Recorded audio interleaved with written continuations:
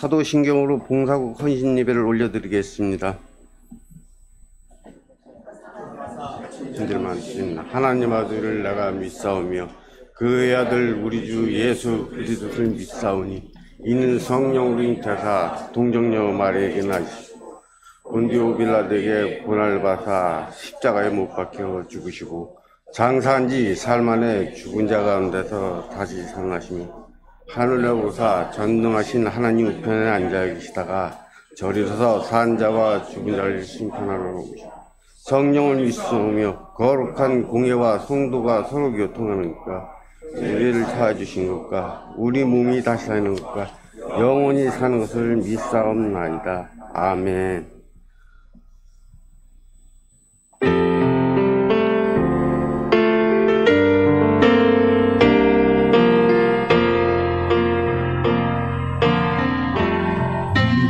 우리는 주의 백성이오니 주의 그 이름 선포합니다. 이 어두운 세상에 빛으로 주의 얼굴 구할 때 역사하소서.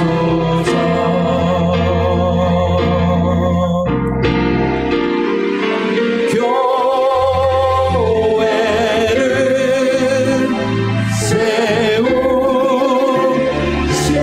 세우시고 이 땅 고쳐주소서.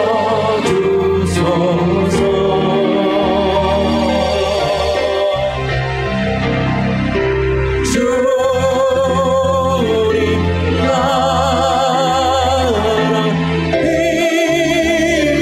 임하시고 주 뜻 이루어지리라.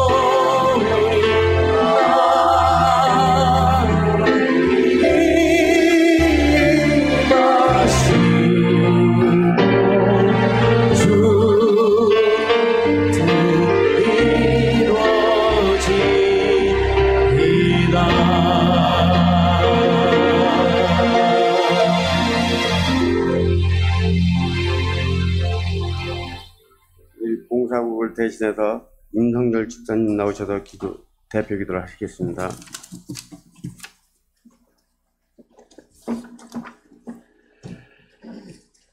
좋으신 하나님, 거룩한 날에 거룩한 예배를 저희에게 주심을 감사드립니다. 저희의 모든 정성을 다하여 하나님께 귀한 예배를 드리게 하소서. 이 시간 저희가 드리는 예배가 얼마나 중요하고 얼마나 귀한지 알게 하소서. 저희가 입술로는 하나님의 자녀로 산다고 하며 하나님을 산다고 하지만 하나님의 뜻대로 살지 못하고 있습니다. 또한 우리의 죄를 용서하여 달라고 하지만 저희는 이웃에게 관대하지 못하고 이웃의 허물을 용서하지 못하고 있습니다.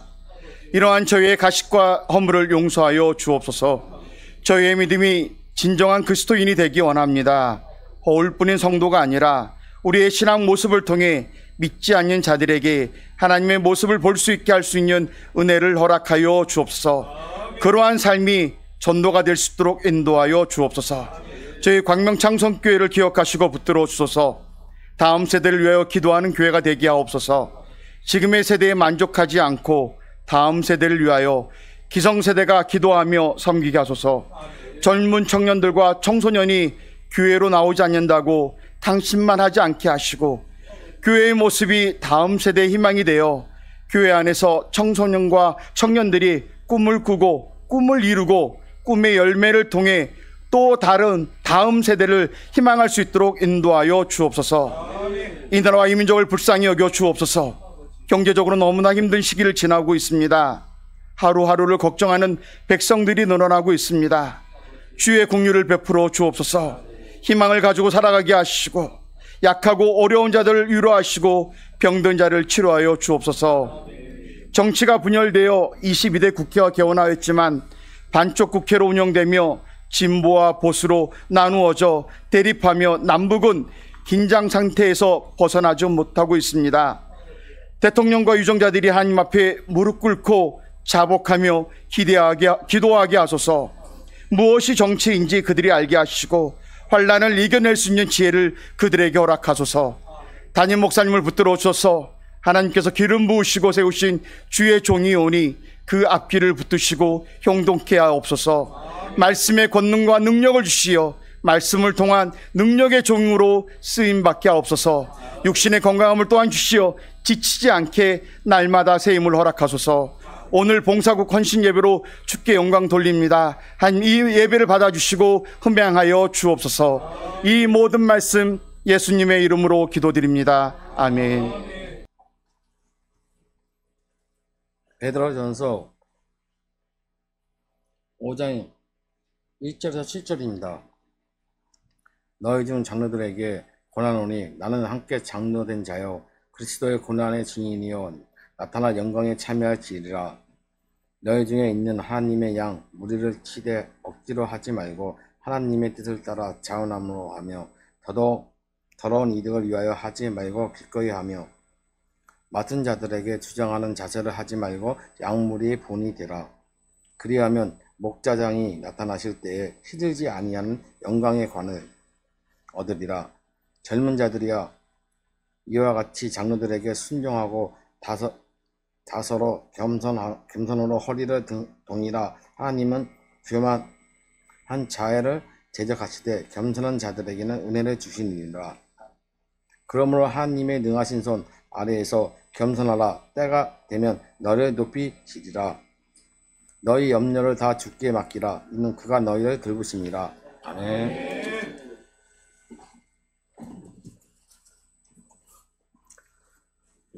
다음은 봉사국 특송이 있겠습니다. 부원들은 모두 나와주세요.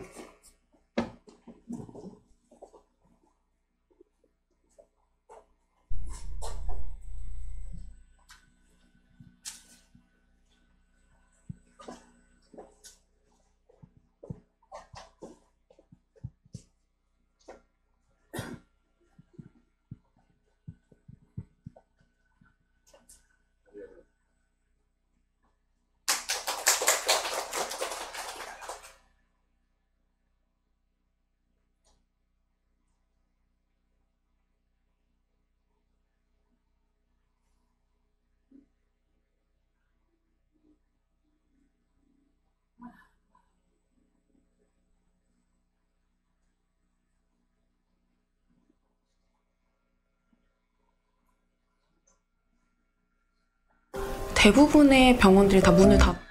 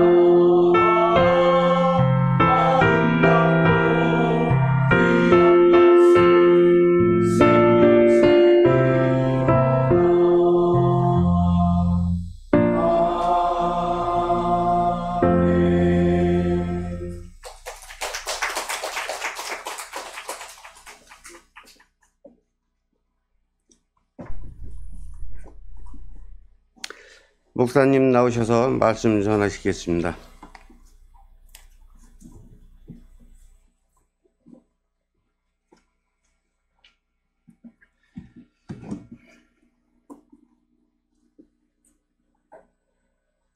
본문의 말씀을 통해서 섬김으로 서가는 성도라는 제목으로 말씀 나누고자 합니다. 고대 그리스의 철학자 아리스토텔레스는 인간은 사회적 동물이다 라고 말하였습니다. 사회성을 지닌 인간은 서로 관계를 맺으며 폴리스라고 하는 공동체를 형성하게 됩니다. 그래서 고대 그리스에서는 각 지역마다 폴리스라고 하는 공동체가 형성되었습니다. 폴리스와 폴리스가 함께 모여서 더 큰 공동체를 이루게 되면 이를 두고 당시에는 민회라고 하는 에클레시아라고 불렀습니다. 지난 금요일 저녁에도 말씀드린 바 있지만 에클레시아는 신약의 성도들이 그들의 교회를 지칭하는 용어로 사용한 단어입니다. 그렇다면 교회도 폴리스와 같은 공동체입니다. 예수님을 주로 고백한 신자들의 모임이 교회 공동체입니다. 공동체는 참석한 것에 의미를 두기보다는 참여하는 것에 더 큰 의의를 두게 되어 있습니다. 다시 말씀드립니다. 참석한 것에 의의를 두기보다는 참여하는 것에 더 큰 의의를 두는 것이 공동체다라고 하는 것입니다. 폴리스와 폴리스 간에 모이는 그 민회에도 보면 법률 제정과 전쟁에 관한 일, 그리고 사회 재정을 검토하고 시민을 표창하는 등의 일들로 서로 함께 모여서 일을 추진해 나갔다라고 하는 것을 알게 됩니다. 공동체는 기능적인 역할이 있다는 것입니다. 영국의 철학자 프란시스 베이컨은 인간의 타입은 세 가지가 있다라고 구분하여 설명한 바 있습니다. 거미, 개미, 꿀벌. 그런데 성도의 공동체는 거미 집단이 아닙니다. 거미는 자기만 압니다. 은혜도 모르고 나중에는 자기 어머니의 몸을 뜯어먹는 것이 거미입니다. 나 하나 살기 바쁜 것입니다. 이기심에 욕심 보따리가 커지다 보면 나중에는 다른 이들의 피를 빨아먹으며 살게 되는 것이 거미 집단입니다. 사기 집단, 이단과 같은 집단입니다. 성도의 공동체는 개미 집단도 아닙니다. 자기들만 위하여 살 때 피해는 주지 않는 것에만 의미를 두고 있는 그런 공동체가 아니다라는 것입니다. 성도의 공동체는 꿀벌 공동체와 같습니다. 여왕벌을 중심으로 함께 모여서 각자 맡겨진 역할을 감당하고 좋은 꿀이 있는 곳에 너도 나도 가서 맛볼 수 있도록 알려주고, 벌집이 더워지기라도 하면 애벌레들이 죽지 않도록 각자 모든 꿀벌들이 부지런히 날개짓을 하면서 벌집의 평화와 안전을 위해서 힘쓰게 됩니다. 함께 하는 수고 속에서 내실을 잘 다지게 되고 그 안에 꿀을 저장하게 됩니다. 마침내 그 꿀로 인간을 즐겁게 해주는 것이 꿀벌입니다. 작은 곤충이다 라고 여길 수 있겠지만 인간과 소통할 수 있는 아주 귀한 곤충인 것을 알게 됩니다. 성도의 공동체인 교회는 이 땅에 자리하고 있는 이상 서로와 적극적인 관계를 맺음과 함께 세상에 교회가 소금과 빛의 역할을 감당하면서 영향을 미칠 수 있어야 하는 것입니다. 따라서 참석하여 공동체를 이루고 있다는 것에만 만족할 것이 아니라 공동체의 비전을 위해서 참여하는 섬김이 나타날 수 있어야 하는 것입니다. 이 섬김이 교회의 5가지 핵심 사역 가운데 봉사라고 하는 사역으로 드러나게 되는 것입니다. 오늘 봉사국 헌신 예배입니다. 성도로 부름받은 사람은 봉사의 일을 하게 되는 DNA를 가지고 있습니다. 에베소서 4장 12절에 보니 이는 성도를 온전하게 하여 봉사의 일을 하게 하며 그리스도의 몸을 세우려 하심이라 라고 말씀하고 있습니다. 온전한 성도, 정상적인 성도는 봉사의 일을 하게 되어 있습니다. 성도가 감당하게 될 봉사, 곧 이 섬김의 사역을 우리는 어떠한 자세로 해야 되는지 본문을 통해서 세 가지로 알아보고자 합니다. 본문을 보면 장로와 젊은 자들에 관한 이야기가 나오는 것을 볼 수가 있습니다. 교회 공동체는 다양한 직분과 다양한 세대들로 구성됩니다. 이때 직분은 교인의 수준을 나누는 등급이 아닙니다. 안수 집사는 몇 천만 원짜리, 권사는 몇 백만 원짜리, 장로는 몇 억짜리라고 보려 하는 경향이 있습니다. 오늘날 직분을 가지고 면죄부를 판매하는 것도 아닐 테니 직분은 교인의 등급이나 생활 수준을 표기하는 꼬리표가 아니다라고 하는 것입니다.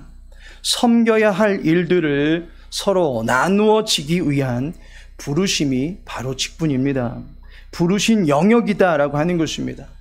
교회를 섬기라고 부르신 역할입니다.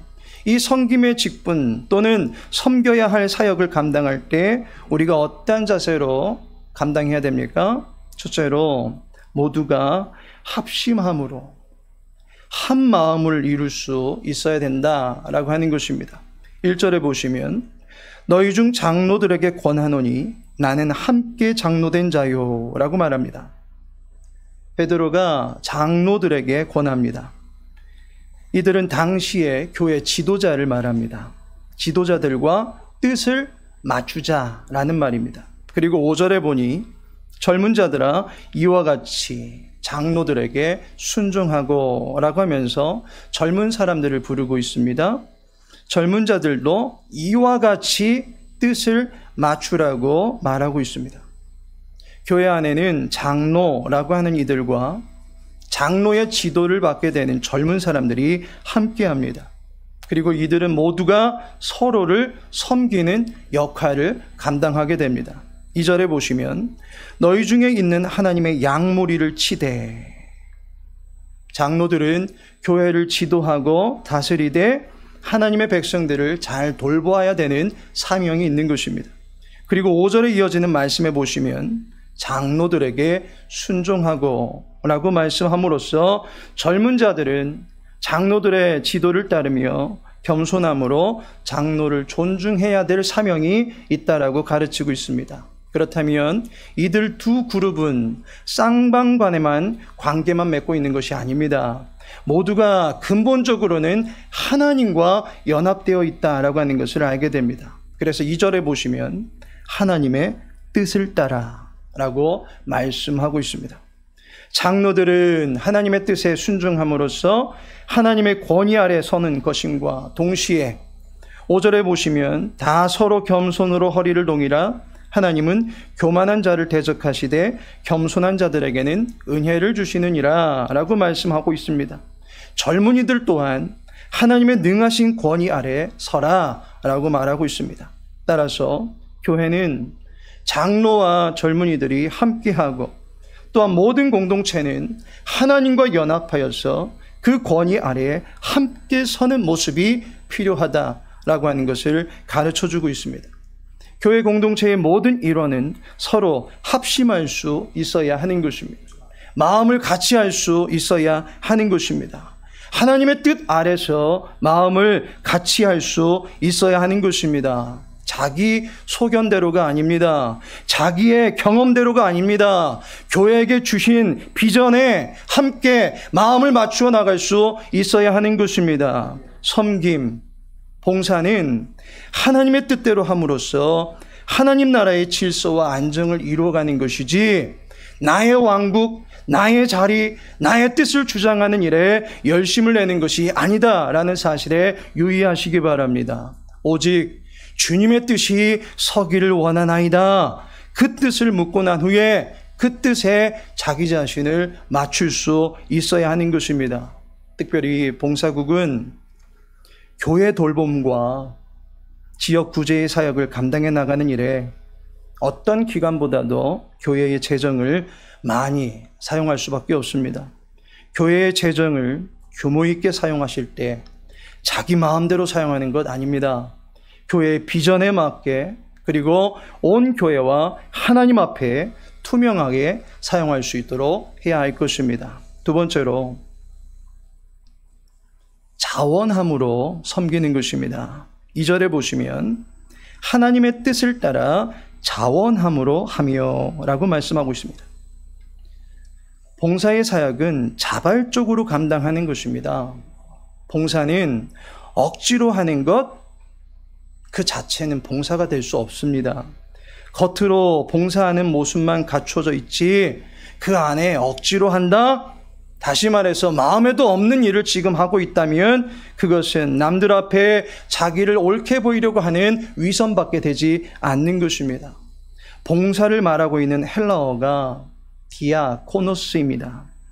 이 말을 자세히 보면 디아, 뭐뭐를 통해, 그리고 코노스, 먼지입니다. 먼지를 통과하는 모습을 가리켜서 디아코노스라고 합니다. 먼지가 희뿌연한 곳에 누가 가고 싶습니까? 너도 나도 피하고 싶은 자리입니다. 교회 청소하는 자리에 누가 그렇게 가고 싶어 하겠습니까? 너도 나도 피하고 싶어 하는 자리입니다. 숨이 막히고 초췌해지고 티 안 나는 일일 수 있습니다. 그런데 그것이 봉사이고 그것이 교회에 마땅한 사역이다라고 하는 것입니다. 이 일에 누구나 피하고 싶겠지만 누군가는 나서야 되는 일이기 때문에 모두를 대신해서 나서게 되는 그 수고가 바로 봉사다라고 말할 수 있습니다. 떠밀려서 하는 억지가 아니라 대신하여 희생하고자 하는 그 마음에서 비롯된 선한 수고가 봉사다라고 하는 것입니다. 청주에 쌍샘 자연교회를 담임하고 계시는 백영기 목사님이란 분이 계십니다. 청주의 달동네에서 빈민들을 섬기다가 어느 날은 그 지역이 재개발 지역으로 낙점되면서 지역에 살던 모든 사람들이 동네를 떠날 수밖에 없었습니다.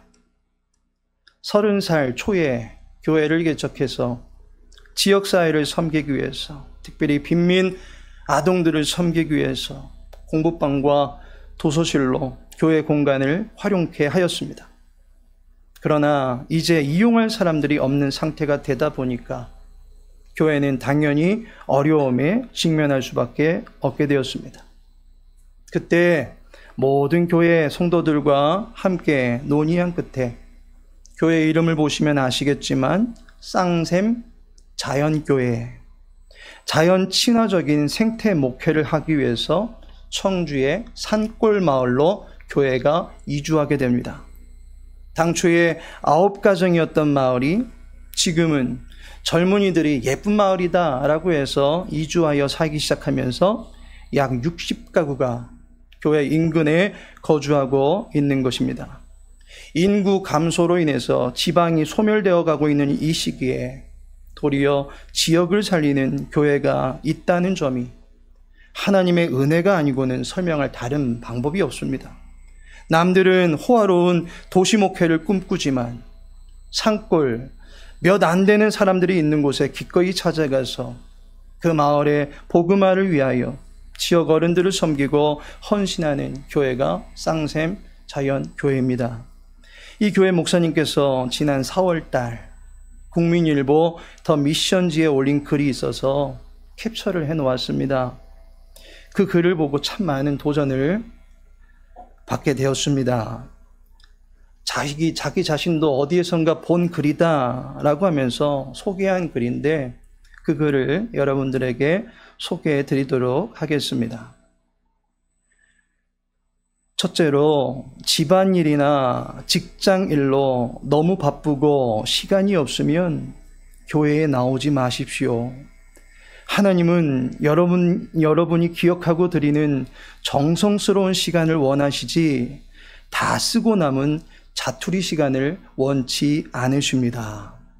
두 번째로, 이런 일 저런 일로 쓰다 보니 물질이 없으면 헌금하지 마십시오. 하나님은 여러분의 첫 열매와 정성을 원하시지 여러분이 쓰다 남은 물질을 받으시는 거지가 아닙니다. 세 번째로, 집안일과 동네 일로 찌들고 힘들면 교회 봉사하지 마십시오. 하나님은 찌든 마음과 귀찮은 마음으로 하는 봉사를 받으실 만큼 구차하지 않습니다. 이 밖에도 긴 글들이 이어져 있습니다. 하나님의 영광을 위하여 진행하는 일은 자원함과 그 마음이 변질되지 않은 감사와 인내로 감당할 수 있는 것입니다. 마르다와 같이 기쁨으로 섬기다가 사람 보고 상황 보고 자기의 역할마저도 회의감을 갖는 것이 우리의 연약함일 수 있습니다. 자기의 힘과 지혜로 일을 덤비다가 뜻대로 안 되면 휙 돌아서 버리는 것, 이미 그 중심이 하나님을 위하고자 하는 마음과는 전혀 상관없는 상태에서 시작한 봉사일 수 있습니다. 오직 자기가 잘했다고 칭찬받고자 함일 뿐일 수도 있는 것입니다. 억지로 하는 것이 아닌 자원하여 섬길 때에 베드로전서 4장 11절에는 누가 봉사하려면 하나님이 공급하시는 힘으로 하는 것 같이 하라. 이는 범사에 예수 그리스도로 말미암아 하나님이 영광을 받으시게 하려 함이니라고 말씀합니다. 자기의 봉사에 하나님의 도우심이 나타나는 것을 나타낼 수 있으려면 오직 하나님의 손 안에서 의롭게 쓰임받기를 갈망할 때에 가능한 것입니다. 시켜야만 일하는 사람이 있고 가르쳐 주어야만 일하는 사람이 있지만 자원해서 일하는 사람은 하나님 보시기에 소명자입니다. 다른 사람이 보지 못하는 것을 자원하여 일하는 사람은 모든 것을 볼 수 있습니다. 왜냐하면 관심이 있기 때문입니다. 봉사국은 교회 내 여러 성도들의 처지에 관심을 가져주시고 더 나아가 지역기관과 이웃들의 처지에도 관심을 갖는 사역을 이루어갈 수 있기를 바라겠습니다. 마지막으로 겸손함으로 섬길 수 있어야 된다라는 것입니다. 5절에 보시면 하나님은 교만한 자를 대적하시되 겸손한 자들에게는 은혜를 주시느니라. 교회의 섬김은 겸손이 전제되어야 합니다. 겸손은 하나님의 권위 아래 서는 자세입니다.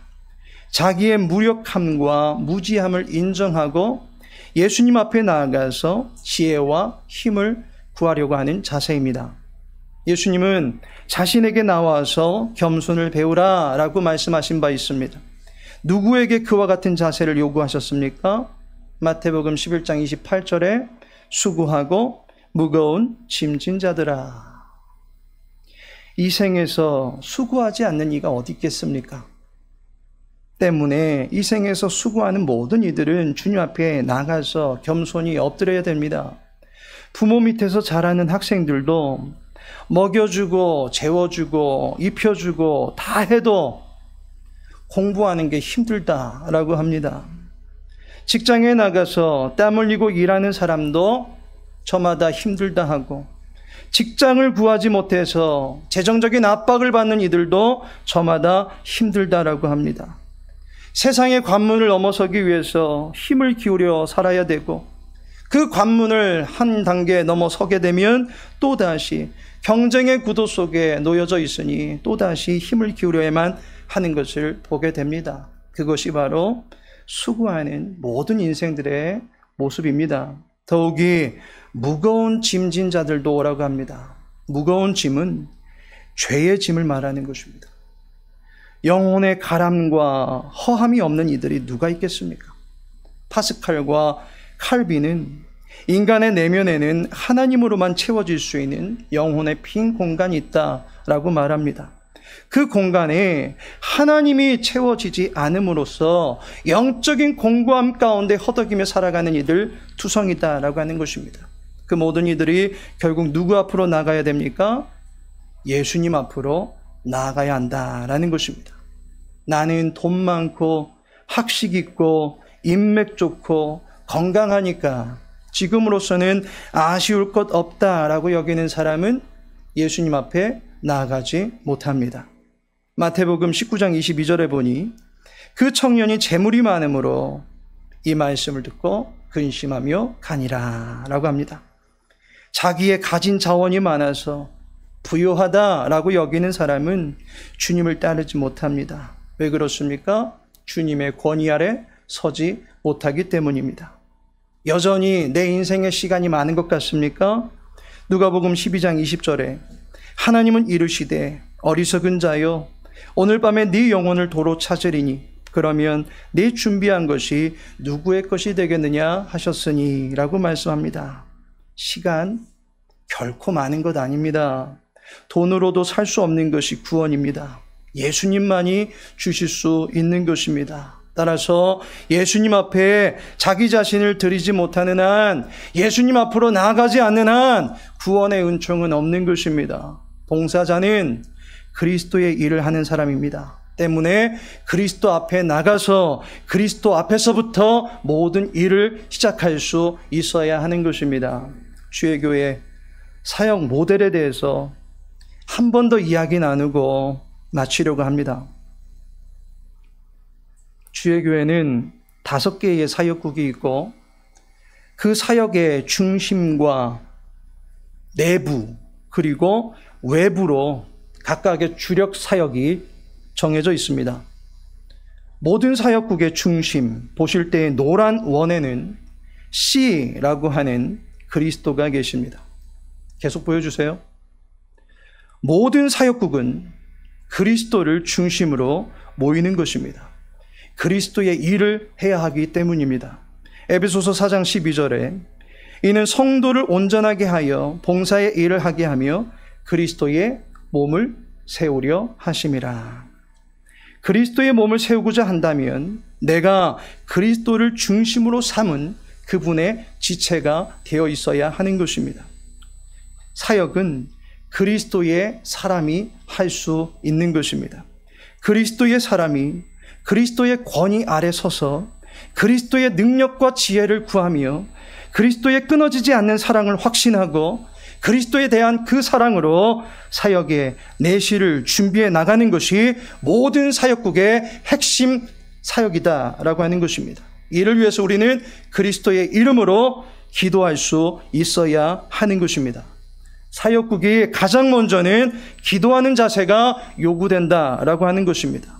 모여서 그리스도의 이름으로 기도하라라고 하는 이유가 여기에 있는 것입니다. 그리스도의 이름으로 모이는 사역국이 기도하는 것은 그 직분을 감당함에 있어서 기본 중에 기본입니다. 그리스도 앞에 무릎 꿇는 겸손함이 있을 때에 하나님께서 들어쓰시는 도구가 되는 것입니다. 특별히 올 한 해 우리 교회는 그리스도의 이름을 의지하는 것을 본 교회의 철학으로 삼고 신념으로 삼고 실주하고 있습니다. 기도하지 않고 그리스도의 일을 한다? 주님보다 앞서려고 하는 교만입니다. 기도가 겸손의 자세가 됨을 믿으시기 바랍니다. 그리스도의 권위 아래 서시는 모든 사역국이 되시기를 바라겠습니다. 다음으로 노란 오각형이 보입니다. 그것이 바로 교회 내부 사역입니다. 그리스도를 중심으로 이제 그리스도의 몸된 교회를 세워나가는 일에 모든 사역들이 힘을 써야 된다라고 하는 것입니다. 교회 내에 섬겨야 될 대상들이 누가 있는지 살피라는 것입니다. 봉사국뿐만 아니라 모든 사역국도 그 부분을 유의해서 보시기 바랍니다. 마지막으로 검은 오각형, 이 테두리는 외부 사역입니다. 교회 밖에 하나님의 영광을 드러내는 사역을 준비하고 실천해 나갈 수 있어야 한다라고 하는 것입니다. 이 사역 모델에 대한 더 자세한 내용을 알고자 하시면 2021년 교회 설립기념 특별 새벽기도의 유튜브 영상을 참고하시기 바라겠습니다. 하나님께서 사랑하시는 성도 여러분, 그리고 오늘 주님 앞에 헌신하시는 우리 봉사국 모든 회원 여러분, 오늘 봉사국 헌신 예배를 끝으로 상반기에 마련된 헌신 예배가 이제 마무리 짓게 됩니다. 이제 하반기를 비롯해서 이후로의 교회가 건강하게 세워져 나갈 수 있도록 함께 주님의 이름으로 합심하시기 바랍니다. 그리고 모든 일들을 자원함과 겸손함으로 감당해 나가시기 바랍니다. 주의 교회 사역국이 기틀을 잡고 주어진 사역을 잘 감당하는 사역의 활성화가 일어나고 더 많은 사역들을 감당하는 사역의 다양성이 이루어져서 사역의 지경이 이제 자신과 교회 그리고 지역과 나라, 세계로 이어지는 사역의 확장이 이루어지게 되는 일에 복되게 쓰임받으실 수 있는 저와 여러분 그리고 우리 교회가 되어지기를 예수님의 이름으로 기도합니다. 아버지 하나님, 봉사국 헌신 예배로 영광 돌리게 하시니 감사를 드립니다. 사랑하는 주의 종들이 그리스도의 사랑으로 온전케 되어서 봉사의 직무를 잘 감당할 수 있게 하시고 이를 통하여 하나님의 사랑과 인자와 긍휼이 주의 교회 안에 그리고 지역 사회에 온전히 나타낼 수 있게 하는 일에 복되게 쓰임받을 수 있도록 도와주시옵소서. 예수님의 이름으로 기도합니다. 아멘.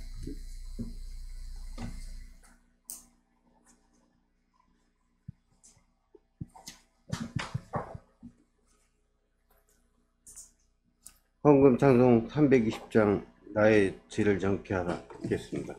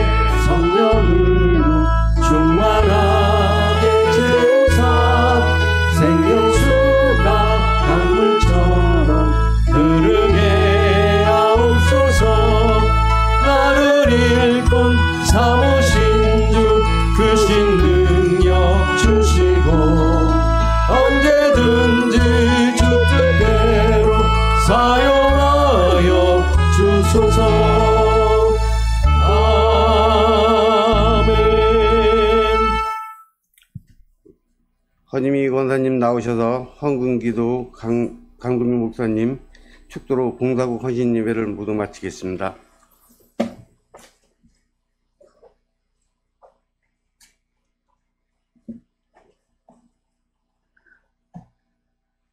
은혜와 사랑이 많으신 하나님께 감사와 찬송을 드립니다. 우리를 특별히 많은 사람들 가운데서 자녀를 선택하여 주시고 오늘도 거룩하고 복된 하나님의 성전에 나와서 신령과 진정의 예배를 드리게 됨을 감사드립니다. 하나님 앞에 나올 때 빈손으로 나오지 아니하고 말씀을 따라서 정성을 모아 예물을 드리게 됨을 감사드립니다. 여기 우리의 힘과 정성과 뜻을 모아서 바친 예물을 연락하여 주옵소서. 그리고 이 예물을 통하여 하나님의 거룩한 사업을 위해서 쓰고도 남음이 있는 오병이어의 역사가 나타나게 하여 주옵소서. 하나님, 우리가 하나님의 영광을 위해서 살기에 부족함이 없도록 각양의 은혜와 은사를 더하여 주시기를 바라옵나이다. 우리들이 하는 사업을 도우셔서 날마다 번영하고 발전하게 하여 주옵소서. 우리들의 지위가 높아지며 수입이 늘어날 때마다 우리가 베풀 손길이 있음을 기억하여 참된 나눔의 삶을 살게 하여 주옵소서. 우리들 가정에 근심 걱정이 없어지게 하여 주옵시고 오로지 찬송의 메아리만 늘 울려 퍼지게 하여 주옵소서. 그리하여 범사에 감사하는 아름다운 가정 천국을 이루고 살게 하여 주옵소서. 예수 그리스도의 이름을 받들어 기도드립니다. 아멘. 지금은 성자 예수 그리스도의 은혜와 성부 하나님의 크신 사랑과 성령 하나님의 내주교통 인도 위로하심이 헌신 예배로 중심을 드리며 자원함과 겸손함으로 주의 나라를 이뤄가는 일에 쓰임받기 원하는 봉사국의 모든 회원들과 저들의 가정 위에 교회 공동체를 이루어 섬김의 사역에 참여하고자 하는 모든 성도들 위에 이제로부터 영원토록 함께 있을지어다. 아멘.